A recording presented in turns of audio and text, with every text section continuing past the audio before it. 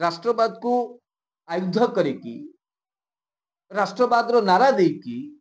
देशर प्रधानमंत्री जो भली भावे निजको विश्वगुरु कही बसिले एवं निजर राजनीतिक स्वार्थ व्यक्तिगत स्वार्थ को हासिल करने को जाई निजर बंधु अदानी अंबानी को खुश करने को जाई से जो भली भावे विभिन्न देश सहित तांकर विभिन्न चुक्तिनामा कले परिणाम स्वरूप दर्शक बंधु आज समस्त देश भारत को पूरा टार्गेट करने आरंभ कर आम देश को टार्गेट करने आरंभ कर जो अमेरिकार राष्ट्रपति डोनाल्ड ट्रंप को पाई आम देशर प्रधानमंत्री नरेंद्र मोदी जाइए अमेरिका रे भोट भिक्षा कले अब की बार ट्रंप सरकार बोलिकी जो भाई भारत वर्ष को से नारा देले अमेरिका रे बसवास करुवा समस्त भारतीय को से जो भाई प्रवर्ताइले कि नाई ट्रंप को आप समर्थन करूँ ट्रंप को आप वोट दिंतु ट्रंप ही जीतिक आसले भारत भाग्य भविष्य उज्जवल हम एवं गोटे आमे भारतीय माने गोटे भल जीवन यापन करि परिबा एई जो गोटे सुनेली स्वप्न देखिले दर्शक समस्ते धरी नेले जे नरेंद्र मोदी जो कथा करूचंती ताहा सठिक करूचंती एवं एभली गोटे व्यक्ति विशेष आमे केबे देखि नथिलु ए जो 56 इंच छाती देखैतबा नेता आमे केबे देखि नथिलु जे कि विश्वगुरु निजको कहि कि सारा देश ब्रह्मांड बोली कि देश प्रति सुनाम कोन आनिबे वर्तमान देश को वर्तमान गोटे संकटजनक स्थिति को ठेली दे जो अमेरिकार राष्ट्रपति डोनाल्ड ट्रंप को पाई मोदी एते प्रचार प्रसार करुथिले एते दंभोक्ति एवं दृढ़ोक्ति प्रकाश करुथिले एवं जो बंधुत्वर वार्ता दूथिले आज तार परिणाम स्वरूप आमे कोन फलाफल पाउछ संसद चलीथिबा समय अमेरिकार राष्ट्रपति डोनाल्ड ट्रंप 25% तारीफ बढ़े दबा सारा देशवासी निद हजई दी केवल से दर्शक 6टी पेट्रोलियम कंपनी को बैन कर दिया अमेरिका रे अमेरिका राष्ट्रपति घोषणा करिसंती चिंता करंतु आसंता दिन रे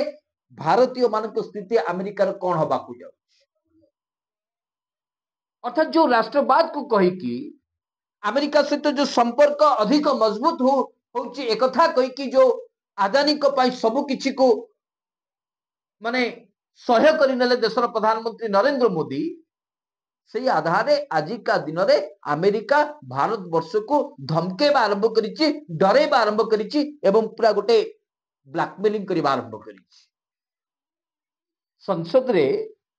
विरोधी दल नेता राहुल गांधी को ठारू आरंभ करिकि टीएमसी रो नेत्री सायनी घोष को ठारू आरंभ करिकि जी अछंती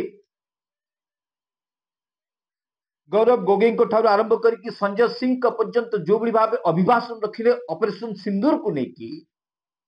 एवं ऑपरेशन सिंदूर रोकवा को अमेरिकार राष्ट्रपति डोनाल्ड ट्रंप को 29 थर जो कथा विभिन्न गणमाध्यम रे प्रकाश पाई संसद जो भाव सांसद माने कथा को स्पष्ट भाव कहते डोनाल्ड ट्रंप को 29 थर कहते अमेरिका पाकिस्तान एवं भारत भितर जो ऑपरेशन सिंदूर चली अमेरिकार राष्ट्रपति डोनाल्ड ट्रंप का मध्यस्थता कारण ये ऑपरेशन सिंदूर बंद है एक कथा को खोला खोली से 29 थर कहले सर्वसम्मुख कि आम देशर प्रधानमंत्री जी की विश्वगुरु जहाँकर 56 इंच छाती से किंतु साहस जुटे पारु नहांती जे डोनाल्ड ट्रंप मध्य मिछ कहउचंती तांको कथार कोनसी वास्तविकता नाही बा तांकर मध्यस्थतारे हमर ऑपरेशन सिंदूर बंद हेई नाही ए कथा को खोला खोली भाबे संसद रे कहि पारु नांती जो कथा को खोला खोली भाबे देशर विरोधी दल नेता कांग्रेस रो बड़ चेहरा राहुल गांधी सीधासलख भाबे चैलेंज कले संसद रे जदि नरेंद्र मोदी को सामान्यतम साहस अछि जो इंदिरा गांधी को से टार्गेट करके कहउचंती से इंदिरा गांधी कर जदि सामान्यतम 50% तांकर साहस अछि नरेंद्र मोदी का पाखरे ताल से संसद रे कहि दियंतु डोनाल्ड ट्रंप जहा कहउचंती मिछ कहउचंती ना एक कथा ना ये चैलेंज को प्रधानमंत्री हिसाब रे नरेंद्र मोदी ग्रहण कले ना स्वराष्ट्र मंत्री अमित शाह ग्रहण कले ना राजनाथ सिंह को ठार आरंभ करी भारतीय जनता पार्टी रे जो मान सब तुंग नेता वरिष्ठ नेता जो माने सचोट राष्ट्रवाद रो परिचय देके राजनीति करुचंती सेमाने साहस जुटे पाले जे नाई राहुल गांधी जो चैलेंज दउचंती से चैलेंज को आमे स्वीकार करूछु आमे स्पष्ट भाबे कहबा को चाहू जे डोनाल्ड ट्रंप कर कोनोस हस्तक्षेप नाही भारत एवं पाकिस्तान भितर जो युद्ध चली से अस्त्र विरति क्षेत्र में डोनाल्ड ट्रंप कौन हाथ ना काणीचे हस्तक्षेप ना एक खोलाखोली कहबार कहानी साहस ना दर्शक बंधु एक सारा संसद देखला एक सारा देश देखला।